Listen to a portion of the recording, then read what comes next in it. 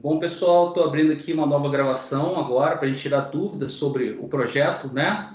Antes de eu olhar as perguntas aqui, eu queria perguntar a vocês, alguém quer fazer alguma pergunta, né? O objetivo aqui foi mostrar para vocês, né? Primeira abordagem com o JDBC, né? Ou seja, vocês viram que a gente tinha que escrever todos aqueles comandos SQL, né? Para manipular o banco, né? Então, você escrevia direto no código delete, insert, né? Você escrevia aqui update, né? Você trabalhava com objetos do tipo result set, tinha que varrer o result set, carregar dados para sua classe aluno. Depois nós vimos que com a JPA a gente faz um mapeamento objeto relacional e a gente não precisa mais do SQL. A gente tem métodos aqui como remove, persist, né? E a gente usa nosso Entity Manager, né? Para fazer as coisas. E a gente viu que na abordagem, como a gente está utilizando o Spring, né, a gente ainda poderia fazer isso aqui. A gente usa um repositório, né,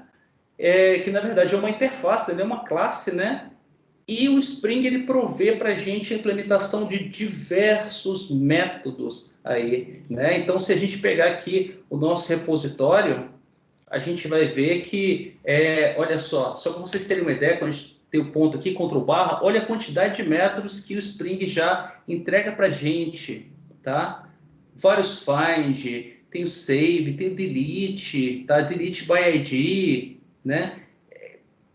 Muita coisa. E o Spring entrega isso pronto só eu fazer isso aqui como interface, ok? Então vamos lá, pessoal. Dúvidas?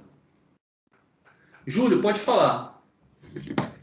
Só para lembrar aquela primeira pergunta, sobre por que a gente usa o JDBC no lugar do... Por que usar JDBC? Por que mesmo estamos mudando de JDBC para JPA, né?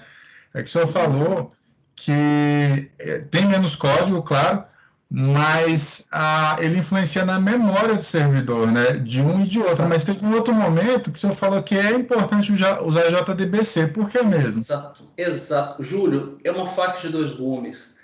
Ao mesmo tempo em que a JPA você não precisa escrever tanto comando SQL, ou seja, você consegue escrever menos código para fazer a mesma coisa, você tem esse mecanismo que o Entity Manager, o Hibernate utiliza, que é o tal do cache, que ele mantém um cache de objetos em memória, tá? Tem como você melhorar isso, mas de certa maneira ainda é um problema, entendeu? Porque Então, algumas pessoas, em alguns casos, algumas consultas pesadas, geralmente o Hibernate, você usa aquela linguagem própria dele, no caso do Hibernate é HQL, que é Hibernate Query Language, ele transforma aquilo ali em um SQL, e às vezes o SQL que ele transforma, a partir daquilo que você escreveu, não é tão eficiente assim. Então tem isso também. Então, às vezes, se você usar o SQL puro, você consegue escrever uma consulta bem otimizada, entendeu? E você não utiliza tanta memória assim quanto, por exemplo, na abordagem de Hibernate, de JPA e tudo. Mas, igual eu falei, aí você tem que ver a relação custo-benefício. Em alguns casos, vale a pena usar a JPA, sim, pela facilidade que ela te oferece, né? Pela quantidade de código que você tem que escrever para fazer a mesma coisa. Em outros casos, quando você vê que o seu sistema está comendo memória demais para executar uma consulta, implementa aquela consulta com os JDBC, entendeu? Já passamos por diversos casos assim, em sistemas que a gente trabalhou, eu, minha equipe ali, tudo, que a gente teve assim, consultas que estavam demoradas demais, levantava demais a memória do servidor e que a gente pegou e simplesmente transformou aquilo para JDBC, para dar uma aliviada no servidor, entendeu? Que o servidor não estava dando conta de processar aquilo. porque leva a entender que é mais uma questão de estabilidade, né? Sim, sim, também, também. Se você quiser realmente desempenho, tá bom? Estou falando em tempo assim de processamento e memória, JDBC, tá bom? Inclusive, essa observação que o senhor fez, ela automaticamente já respondeu a segunda pergunta, né? Que é onde eu falei, não entendo que tipo de necessidade exige o uso de JDBC no lugar de JPA, que é justamente por conta disso aí, então. Na verdade, Júlio, se você for olhar a fundo, a JPA nada mais é do que uma camada em cima do JDBC, entendeu? É uma abstração em cima do JDBC. Porque, igual eu mostrei para vocês, vocês viram o comando update ali na tela, né? Então, por trás dos panos, a JPA está pegando aqueles comandos ali e transformando em comandos JDBC. Ela está executando select, insert, update no seu banco, entendeu? Então, é uma camada de abstração em cima do JDBC. Tá? Professor, então, eu mais embaixo eu perguntei sobre balanceamento de carga. Isso aí tem alguma influência de acordo com o tamanho do banco? Deixa eu ver aqui. De carga influencia a persistência ou ao contrário, né? Se é a persistência que influencia o balanceamento de carga. Porque isso aí, assim, quando você faz o balanceamento de carga, você mexe na estabilidade do banco, não? Balanceamento de carga influencia a persistência ou ao contrário? Júlio, é uma pergunta interessante e que se você não tomar cuidado com o balanceamento de carga, entendeu? Você pode ter alguns problemas aí, tá? Do tipo assim, igual eu falei, o Entity Manager, ele mantém alguns objetos em memória. Então, ele não efetiva, ele não dá um commit, às vezes, ele não dá um commit imediatamente no banco, dependendo da configuração que você está trabalhando, tá? E isso, às vezes, pode ser um problema, porque ele mantém objetos ali em memória, então, quando você dá um find, em vez de ir no banco de dados, ele pega aquela memória dele. Então, às vezes, imagina o seguinte, que você está, um cliente está lá acessando um servidor do balanceamento de carga, está olhando para um servidor, tá? E esse servidor atualizou uma entidade ali, está em memória que ele não efetivou no banco ainda, e aí um outro cliente faz uma pesquisa e foi direcionado para um outro servidor que tem no cache ele tem um objeto diferente, com dados diferentes de memória, entendeu? Sim, sim. É um problema de concorrência isso aí, tá? Mas existem mecanismos para tratar isso? Existe, mas exige uma certa configuração, uma certa complexidade, tá? Entendo. Eu estou perguntando isso pelo seguinte, deixa eu fechar a janela aqui. Eu estou perguntando isso pelo seguinte, existe uma diferença, eu estou desenhando um projeto em que vai fazer diferença se ele tiver 600 usuários na aplicação naquele momento ou 6.000 usuários. Porque na hora que eu balanço para alguma parte do código, isso... Aí nós já estamos falando de uma aplicação que você vai ter que, primeira coisa, ter uma preocupação. É uma arquitetura que você não vai usar uma arquitetura web com JSP, tá? Você vai ter que utilizar uma arquitetura com front-end.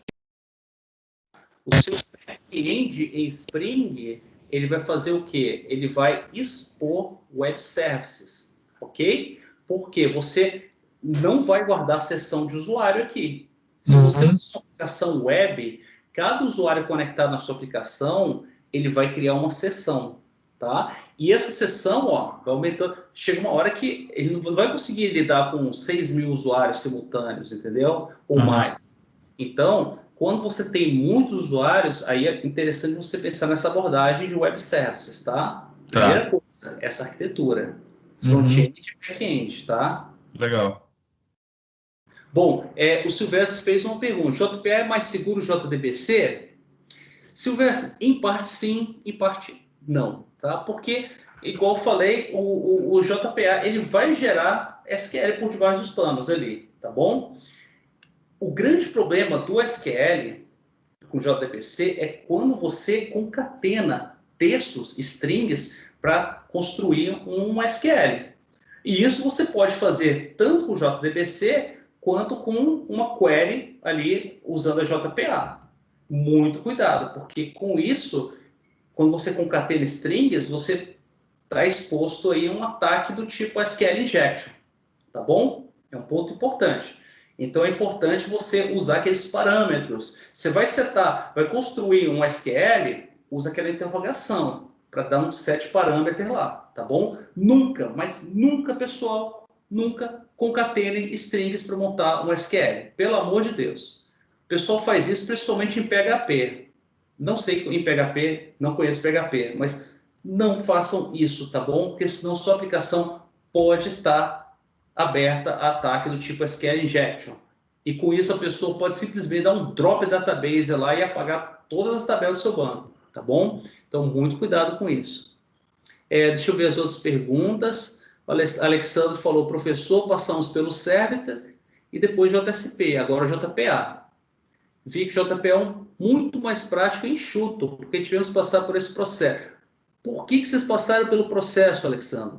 Porque é o seguinte, tudo isso vocês precisam levar como bagagem, como desenvolvedor Java. Vocês precisam conhecer, ok? Vejam, Servlets e JSP fazem parte de aplicação web, ok? Você não... Olha, eu não consigo imaginar um desenvolvedor Java web que fala assim, eu trabalho com Spring, mas eu não conheço Servlet, não conheço JSP, não preciso disso. Me desculpa. É o tipo de pessoa que, se for para uma entrevista de emprego para desenvolvedor Java, não vai passar. Tá bom? Por quê? É a mesma coisa. Servlet, JSP, estão aqui embaixo. O Spring, ele implementa uma camada, uma abstração em cima de Servlets. Por trás, o Spring, por exemplo, está usando Servlets. Tá? Então é importante você conhecer isso, que é a base. Não precisa conhecer a fundo, mas pelo menos se alguém te perguntar o que é um Servlet, você saber o que é um Servlet. Ok? Isso é importante. Da mesma forma, o Júlio falou, né? JPA e JDBC. É importante escolher ser JDBC. Por quê? Porque a JPA está construída em cima do JDBC. Tá bom? É importante vocês conhecerem isso. Tá? Isso vai ser o diferencial. Não precisa ser um especialista em Servlets, em JSP. Não, para quê? Você usa Spring. Tá bom? Outro ponto é que eu escolhi trabalhar com vocês aqui nessa disciplina Spring. Eu fugi um pouco do material, tá? Lá no nosso material, ele pedia para mostrar a vocês JSF. Me desculpa, gente. JSF, eu trabalho no mercado, eu conheço, muita pouca gente usa JSF. Spring, todo mundo está usando. Por isso eu quis trazer essa abordagem para vocês. Tá bom? Júlio, você perguntou, quando a gente estava falando da classe semestre, né? Que era a associação cruz as tuplas. Exato. É tipo um join, né? Entre aluno e semestre. E é isso. Pode perguntar. Estou vendo aqui o chat. Isso aí ele cruza dentro da mesma tabela. E se fossem tabelas diferentes, seria a mesma sistemática?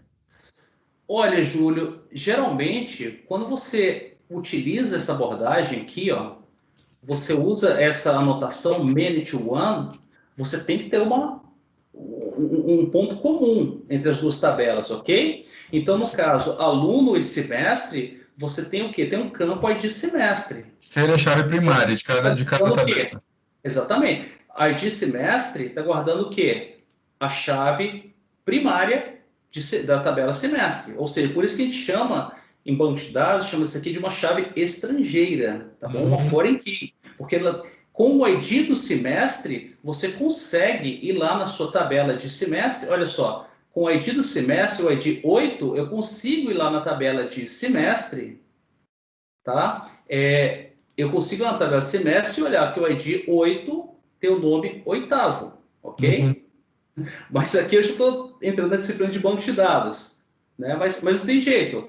Essa nossa disciplina de programação web envolve tudo isso que vocês viram, lá desde aquela programação de algoritmos, estruturas de dados, que a gente avança um pouco mais, né? A programação força um pouquinho mais para vocês poderem ter uma outra visão, banco de dados, e tudo se junta aqui na programação web. Então, para o programador web, ele tem que ter uma bagagem de programação bem grande, né? Tem que conhecer o banco de dados, programação, já estamos falando de HTTP, bastante coisa, né? Qual é o banco de dados que vale a pena conhecer e estudar para a nossa área, professor? Júlio, banco de dados, eu te falo que é o seguinte, o importante é você conhecer a linguagem SQL, tá bom?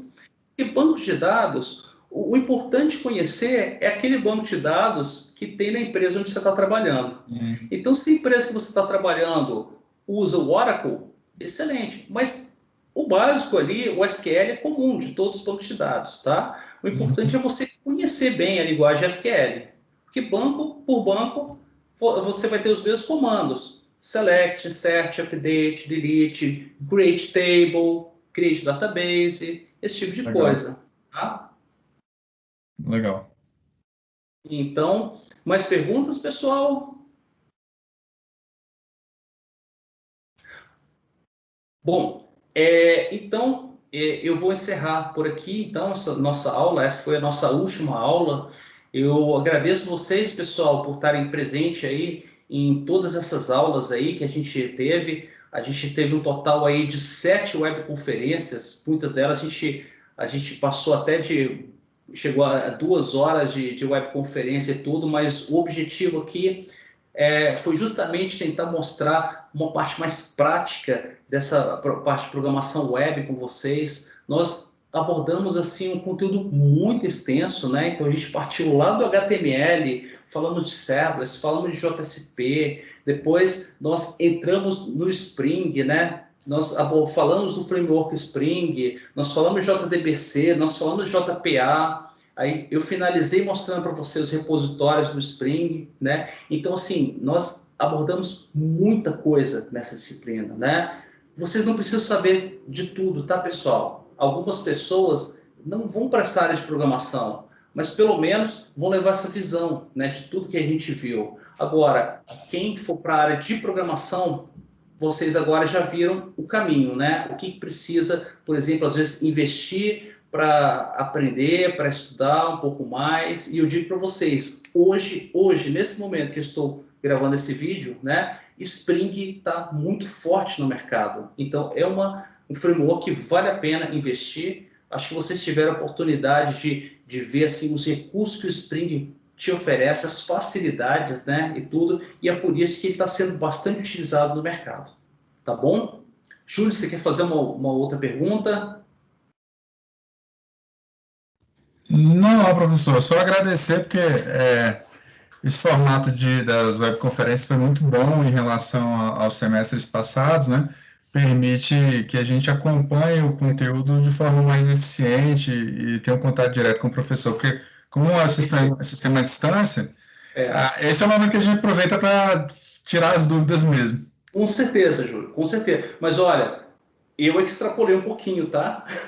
Na verdade, o coordenador, ele me deu essa brecha. Eu perguntei para ele se eu poderia, digamos assim, ao invés de fazer 2 webconferências e 2 chats, eu perguntei para ele, professor, posso fazer só webconferência? Ele falou, pode.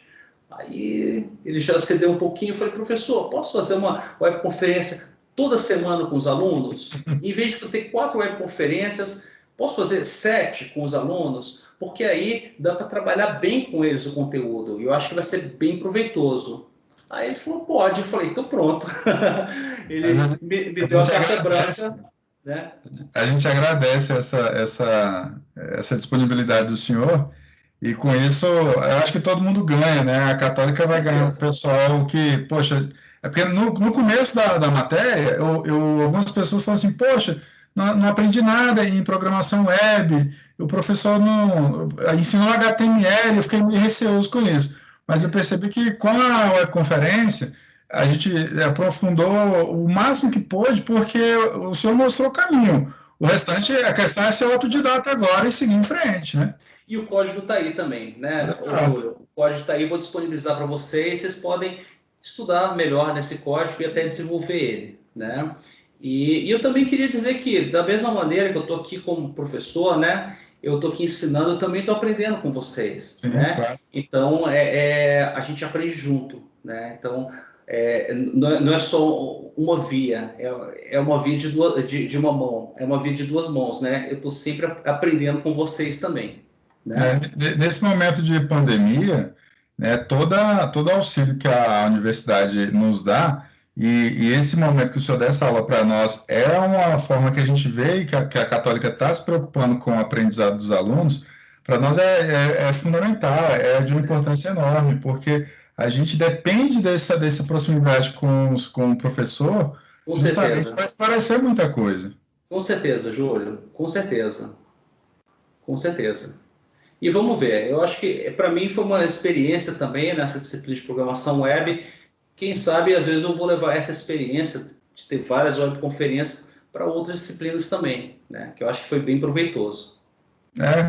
Foi assim, a nossa curva de aprendizado, ela deu uma melhorada aí em função de ser um conteúdo que atrai bastante atenção, é bem interessante fazer, porque o código está aí, eu fiz todo o código e funcionou, por conta da aula, né, que foi mais próxima, né? Perfeito.